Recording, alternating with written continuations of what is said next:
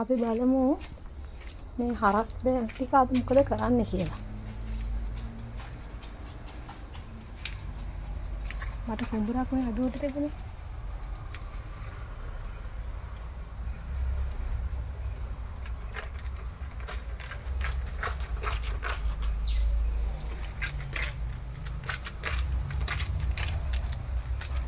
ගෙදරදීම කුඹුරක් හදා ගන්න හැටි. ගෙදරදීම කුඹුරක් හදා ගන්න හැටි නේ. හා?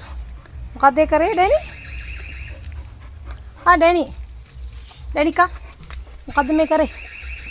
ගෙදරදීම කුඹුරක් හැදුවා නේ. මට ඩැනි. ඩැනි මොනවද පුතේ කරේ? හරි ලස්සනයි ඩැනි. ලස්සනයි. ඒවා මොනවද කරේ උදේම? කුඹුරක් හැරුවද? ෂෝක් අනේ. ඩැනි ලස්සනයි. කුඹුරක් හැදුවේ? කුඹුරක් හැරුවා නේ.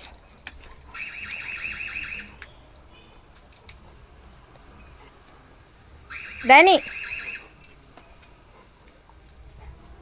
කුඹුරක් හරවනේ.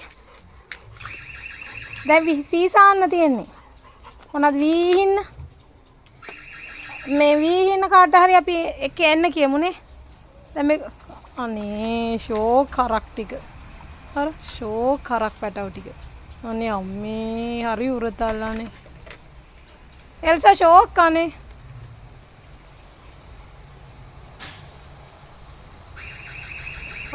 මේ ඊරියකුත් එනවා.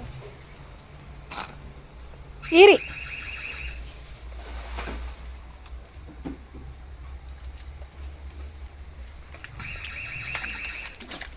අනේ ෂෝක් කරක් ටික කුඹුරක් කාන්න පුළුවන්.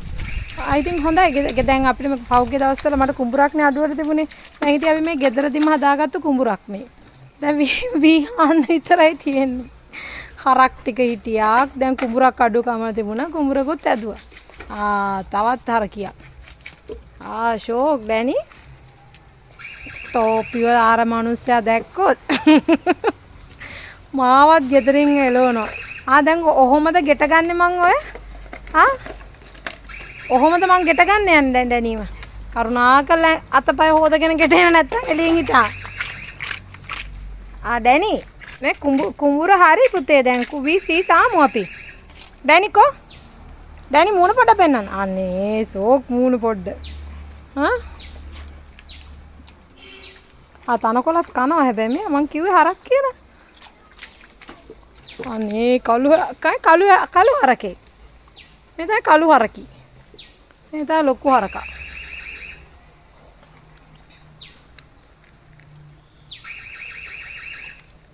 තනකොළ ටිකක් කාලා පුන්නක්කු ඕනේ මේ තනකොළ කනවනේ පුන්නක්කු දෙන්න ඕනේ බත් ඕනේ නැහැ ඩොග් ෆුඩ් ඕනේ නැහැ මස් ඕනේ නැහැ තනකොළම කාපල්ලා.